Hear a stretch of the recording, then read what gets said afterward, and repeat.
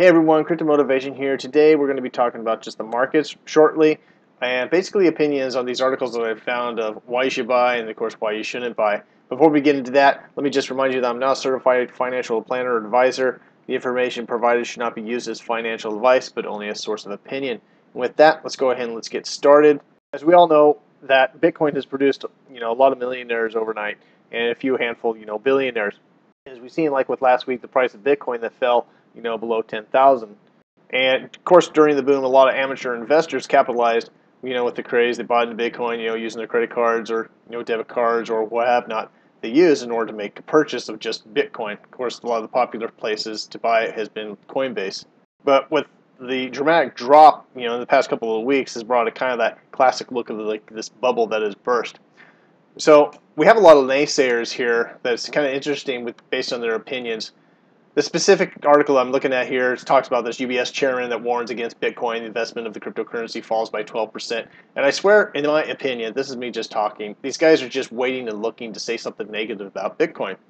So let's go ahead and let's read on for just a little bit. It says Bitcoin has fallen by 12%. And what he does say is true in this statement, but then he has his opinion.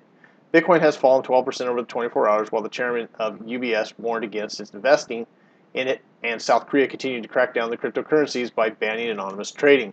And he goes on saying, talking about the Davis World economy, UBS chairman Axel Weber said that Bitcoin and other cryptocurrencies were speculative, risky, and not an investment we would advise. He goes on about how retail, how it'll affect them and how they don't understand it. But it also talks about UBS comments, echoes those recently made by billionaire investor Warren Buffett, who said he would never invest in cryptocurrency despite the Bitcoin's nearly 2,000 rise in 2017. So if we take a look at what his exact statement was, here on this fortune.com, you can take a look here as well. It talks about, in his statement is from Warren Buffett, says, in terms of cryptocurrency generally, I can say almost with certainty that they will come into a bad ending.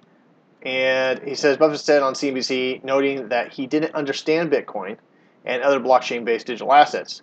Now, when it happens or how or anything else, I don't know. So he says it's going to, he says that it will come to a bad ending. So my question is based on what? And then here he admits that, now when it happens or how or anything else, I don't know. Well, if you don't know, how do you know it will be a bad ending? So here he's kind of like downplaying it, and at the same time, they go on how they're not going to be investing in it or even invest in it.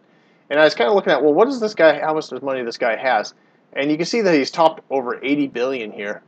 And in my opinion, if I was a multi-billionaire, I wouldn't need cryptocurrency either.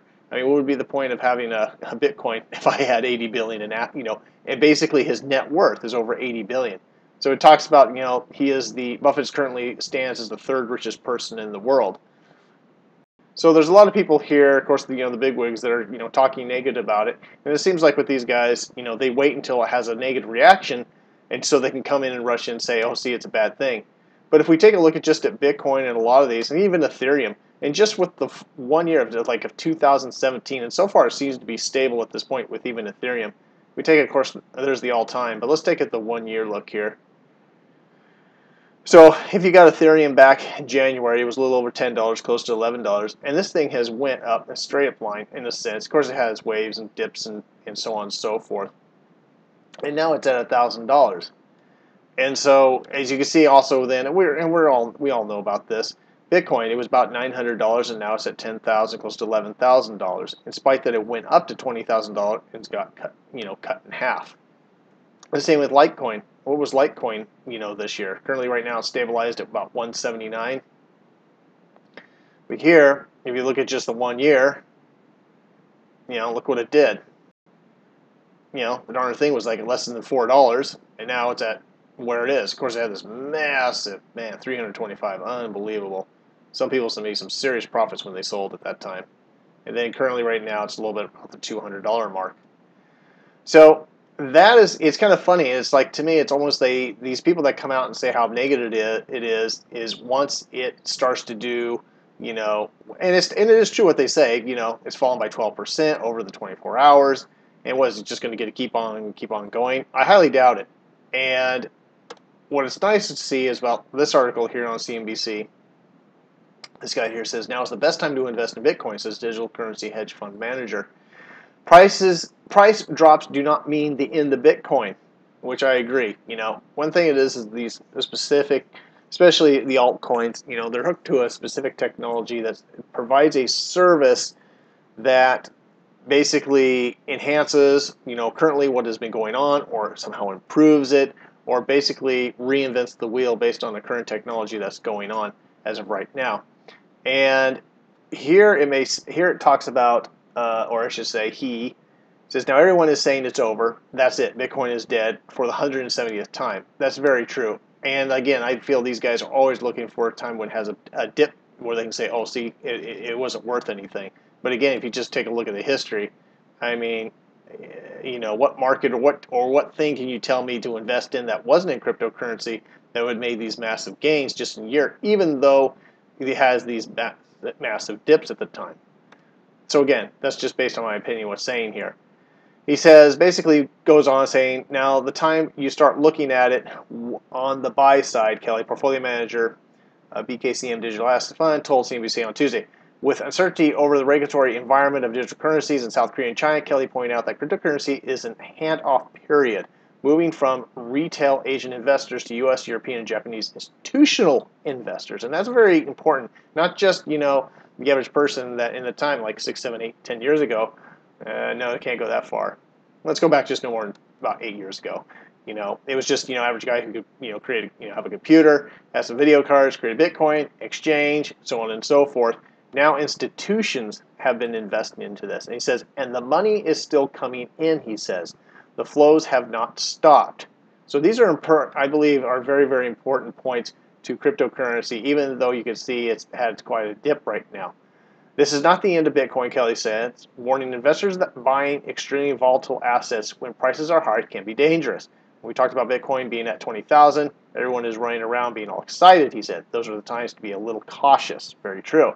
Bitcoin prices have remained stagnant between 10,000 and 11,000 for the last week, not recovering from prices highs of 19,500 that were in mid-December. So the 45% drop in value has some market experts worried that the Bitcoin bubble may have burst for good. But Kelly said the falling prices were incredibly healthy, which I agree, for the ecosystem. You shake out the weak hands, you get strong hands in there. So what I believe what he's also saying as well is now that, quote-unquote, the weak hands, people that can't handle this type of stuff in the market, this is where the stabilization of right now, and we'll definitely see here in the next week or two where this is at. But there's still talks and predictions that you're going to see Litecoin at 1,000. You're going to see Ethereum at 5,000 to 10,000, around the time of 2018. And then also, of course, at that time, those same Bitcoins be at 20,000, 30,000 mark. So currently, right now, the market cap's at 535 billion. And I think it peaked at over close to 850 billion, I think, during December. But in order to reach those highs, you definitely see, I think, a little bit over $1 trillion market when we start to see Litecoin and Bitcoin at those levels I just previously mentioned, along with Ethereum. I think it leaks 1.2 trillion, I think was mentioned, if we're going to see about a $30,000 Bitcoin. So back here, he just marks out just some 3 points here, saying only risk 1% to 5% of your assets. This is new technology, said Kelly. The investment is like similar to the internet in 1995. Don't sell too soon. Do not panic sell, or do not panic when coin, let me rephrase that. Do not panic when coin drops to 50%. Understand the volatile nature of the digital currency. These things can move 20% to 30% a day. So for the people that are not familiar with it, this is just kind of the norm of just how it is. 20%, 30% a day, slam back down, so on and so forth. And the people that I know the most that have been the most successful cryptocurrency is not necessarily the day traders. Those are people that really know what they're doing and how they can make, so on and so forth, bits and pieces. It's just actually able to buy and just hold and just wait and just wait and wait and wait and less stress. Don't sell too soon. This is again, with the asset, the fluctuation of the price so much, the potential for growth is exponential, but so is the loss. If the investment doesn't work out, losses can easily be absorbed, Kelly pointed out. So I would follow what this guy is saying because, number one, he's been in this world of cryptocurrency much longer. He's not talking from a point of people who are not, like Warren Buffett. Again, why does he need, to me, he doesn't need cryptocurrency. He has 81 billion. and so on. This guy here, chairman, talks about the drop. And I think we're just going to continue on hearing that. So when every time there's a negative, these guys are pretty silent when this thing just skyrocketing and keeps going up and going up and up. Or they'll say, oh, watch out, it's going to dip, it's going to drop, it's going to drop. And then it finally does drop. But then you take like, well, yeah, but what was the year average? Back in January of last year, it was, Litecoin was like at $3, and now it's $179, And I mean, how many other cryptocurrencies can we talk about that have these absolute remarkable, increases? Now, of course, there has been some others that hasn't done so well, or they almost been stale. But there's most of like these have done extremely well. And of course, as mentioned before, that has produced, pretty much overnight just millionaires and just even a few billionaires with a B. So, anyways, that's what I just kind of want to show you tonight. Just the contrary between what these guys are saying and then, of course, what this guy had to say, which I thought was pretty cool. And I think we have a lot to see coming later in 2018. I think we are, in my opinion, I think we are going to see that, that Ethereum at $5,000 to $10,000 in 2018. I think we're going to see Bitcoin Cash still also make that run. I see Litecoin along with, Litecoin probably looking at that 1,000 mark for sure, and so on and so forth. EOS, of course, is a strong, and between Stellar and Ripple, those guys are just going to keep on trickling up and keep moving up. So as of right now, my opinion, what I'm doing, I'm liking the buy time and taking advantage of this. I'm considering that right now that what we see at these prices are like what 2017 was in January. So these are the 2017 January prices in a way, and then we're going to see a good fluctuation again up to the end of the year of 2018. So that's all I have to say for about this. Just a quick one.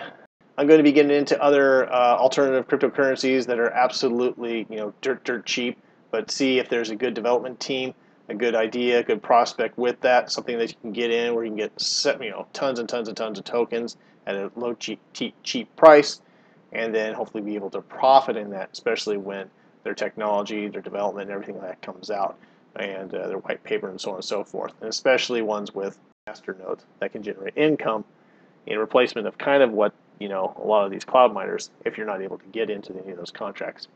So again, hope this video helped a little bit. Like I said, it was going to be just simple and just look at these articles for today. Do me a favor, hit subscribe, leave a comment. Tell me what you think about that, between the difference between what Warren Buffett and this UBS chairman says, and then, of course, this individual here, this Brian Kelly, that says on CNBC about Bitcoin and what he says about what's going on here. So, and again, love the comments, hit subscribe, and we'll talk to you next time. Thanks a lot.